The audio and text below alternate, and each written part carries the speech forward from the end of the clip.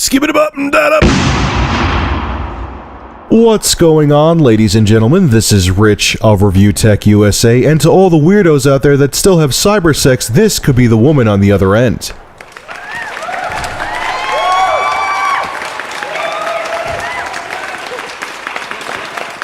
So if you guys are as hyped for this game as I am, you know that Max Payne 3 is coming out this Tuesday. It's coming out in 24 hours, basically. By the time you see this video, it'll probably be less than 24 hours. So I want to get the game. This is probably the only game this year, now that BioShock Infinite's not coming out till 2013, that I'm hyped for in 2012. Yes, I'm not that excited for Halo 4, so I went to trade some old games in that I don't play anymore to put towards Max Payne 3. They had a special offer at GameStop. If you trade games, your used games, towards Max Payne 3, you get a 30% extra trade-in bonus. So I only had to trade in 3 games, and it bought me a copy of Max Payne 3, which was cool. Here's where things start getting really crappy. So as I'm there, getting rung up at the counter, a nice guy behind the counter, he goes to me, "Here, I want to show you a special we're having with Max Payne 3. And he slaps this piece of paper down on the table, and it says, "Season Pass for Max Payne 3. I think it's the next year, you could get all the Max Payne 3 DLC at a discount." And I'm just like, oh my god, friggin' facepalm, man. So that, to me, in my mind anyway, means that I'm not buying the full game right now. I'm buying an unfinished product. Here's the thing, too. In the article below, you'll see they're actually coming out with DLC in June. It's mid-May already. It's only 2 weeks left to June, so basically 2 weeks after the game's released, they're adding more content, which means, okay, I understand the whole thing that Epic Games talked about, how, you know, once the game is complete, you don't want to sit there twiddling your thumbs, but come on, man. A couple weeks after the game comes out, Rockstar, go work on Bully. I know they want to work on a sequel to the original Bully after Max Payne 3 was done.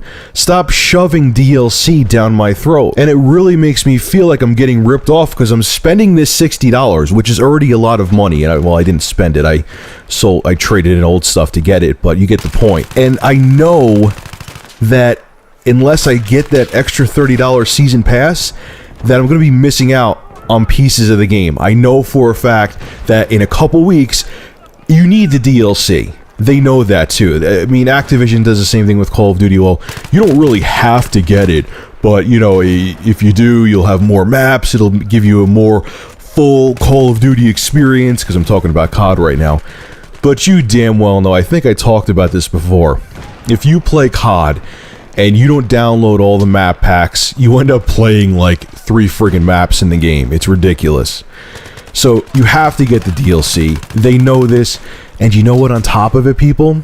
I read an article recently that From Ashes DLC for Mass Effect 3, out of all the copies of Mass Effect 3 that were purchased, 40% of those people also purchased the From Ashes DLC.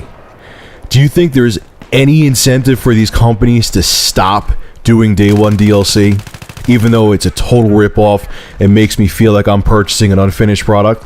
No, they're making a killing right now. That's a ton of extra money that EA made from Mass Effect 3 with that day one DLC. Let's see how many more times I could say day one DLC in this video. Try saying that 3 times fast anyway. So now, someone like me, day one DLC isn't as big of a deal. I don't buy that many new games each year. Most of the games I get are used. I buy them like a couple years after they come out, or I get them on Steam a couple months down the road because Steam sells them dirt cheap. I don't buy brand new games for $60 and then get the day one DLC. So to me, extra DLC, like I'll probably end up getting the Max Payne 3 DLC, I'm not gonna lie, isn't that big of a deal because my new game budget each year, I buy like 3 or 4 new games each year. And the way this year's looking to me, Max Payne 3 may be the only new game I buy.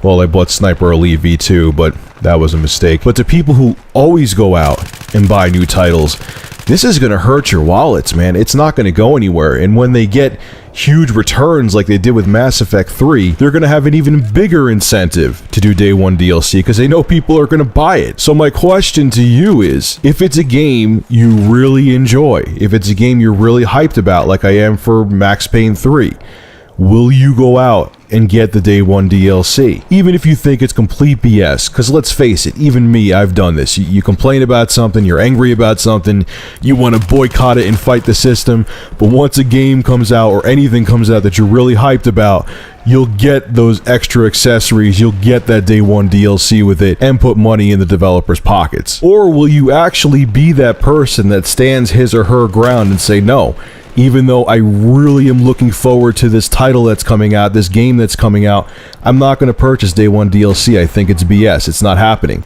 Will you be in that camp? I'm very interested to hear what people have to say on this one. Okay, guys, I'm signing out for today. Make sure to rate, comment, favorite, and subscribe. And if you have an interesting story you would like me to talk about, private message me a link to the article on either Gtopia or YouTube. And if I use your story, I will give you a shout out in the video and have a link to your channel in the description.